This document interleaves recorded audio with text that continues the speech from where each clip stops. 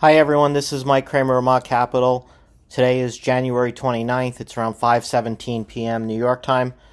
So we're going to get into the heart of a very busy period of time between tomorrow and Friday morning. Uh, Tomorrow morning we'll start off with the JOLTS job data. This is the job openings data. This is a number the Fed watches a lot. It's an important metric to the Fed. It's a very hard metric for the analysts to predict, though. We're looking for 8.7 million job openings in the month of December versus last month's reading of 8.79 million openings. Like I pointed out, this number is subject to big revisions. It's subject to big beats. It's very volatile, so it's a very hard number to predict. Markets can be volatile around this number as well. So this is something that you just have to keep your eye out for at 10 a.m. Unfortunately, like I said, very hard number to predict. And then, of course, we'll be having the Fed meeting and ADP employment, and then, of course, finalizing with the job report on Friday. And we'll also be getting earnings out of companies like Alphabet and Microsoft. And for full disclosure, I do own Alphabet and I do own Microsoft in my long-term growth portfolio.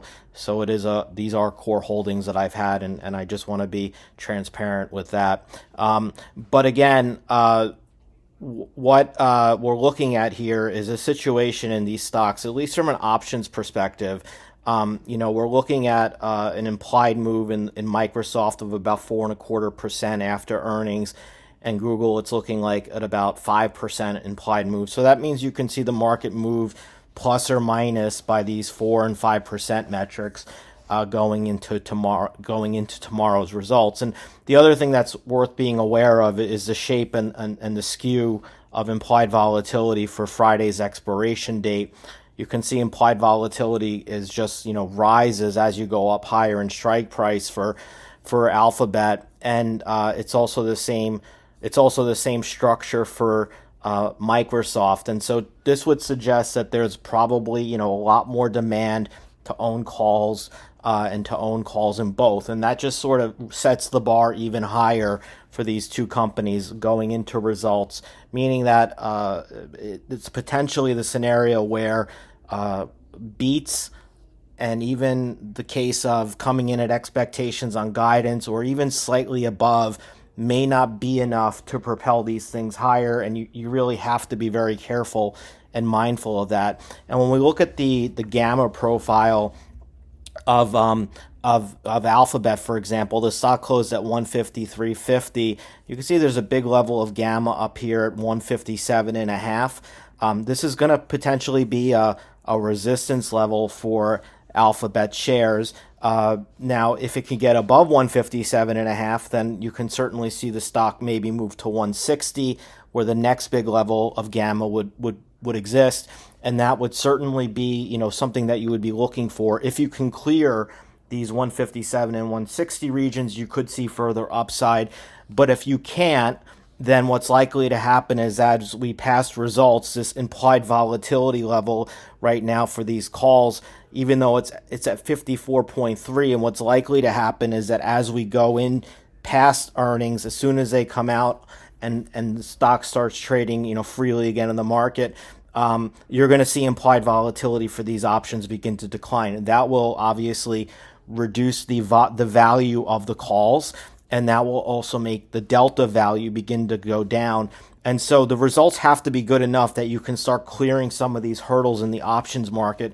Otherwise, it's possible that if you can't clear 157.5, that stock is going to start coming for sale because these options aren't going to really go up in value anymore, and that could result in market makers unwinding some of their hedges. It could result in owners of these calls beginning to sell them and trying to get out of them. So I would be very mindful of these levels. A 157.5 appears to be an important level in Alphabet, and the same thing with the 160 level in Alphabet. So if you can get past that zone, it's probably further upside, and if you can't, you're likely to see a downward bias to Alphabet.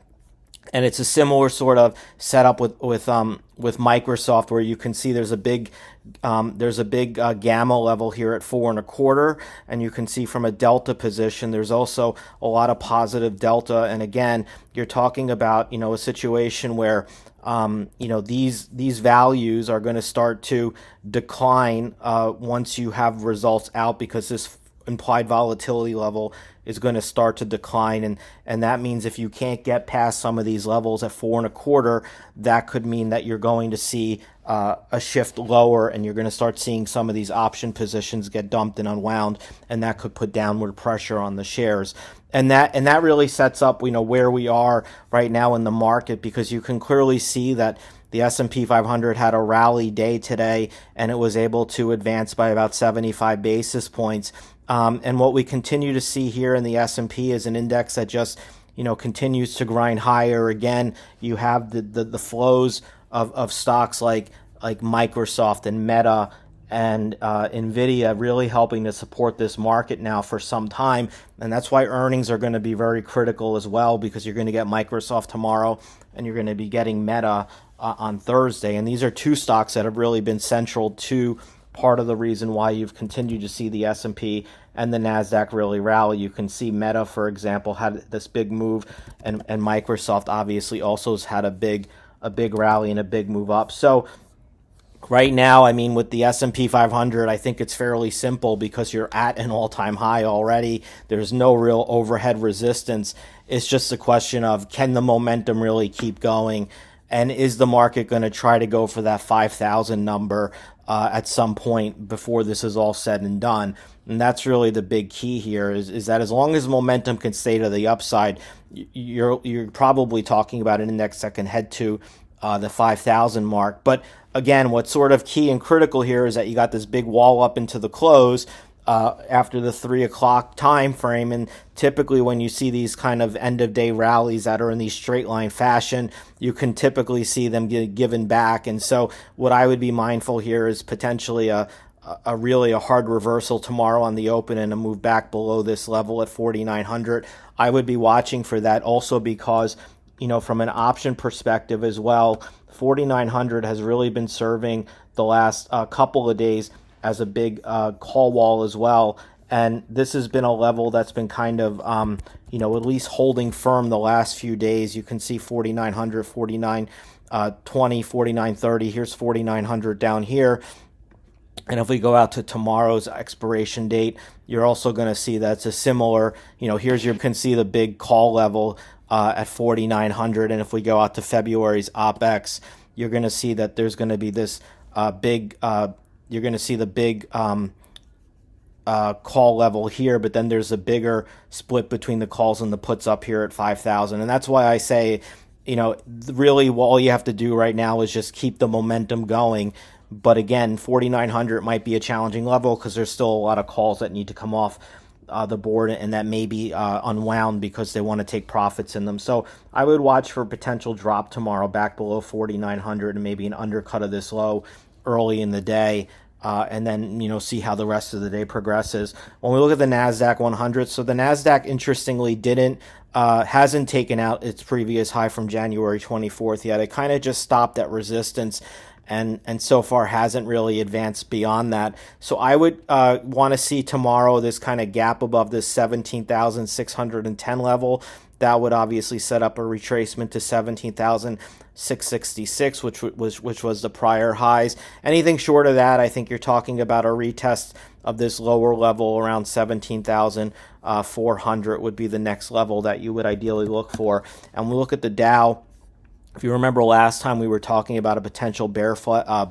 We were talking about the potential for a bull flag. Well, we obviously broke over that. We came back to it and retested it, and now we're kind of moving higher again. This is just all-time high territory. It's very similar, obviously, set up to S&P and NASDAQ. So I think you have to be mindful of a potential gap lower at tomorrow's opening, and potential. This would be your support level here at 38,000.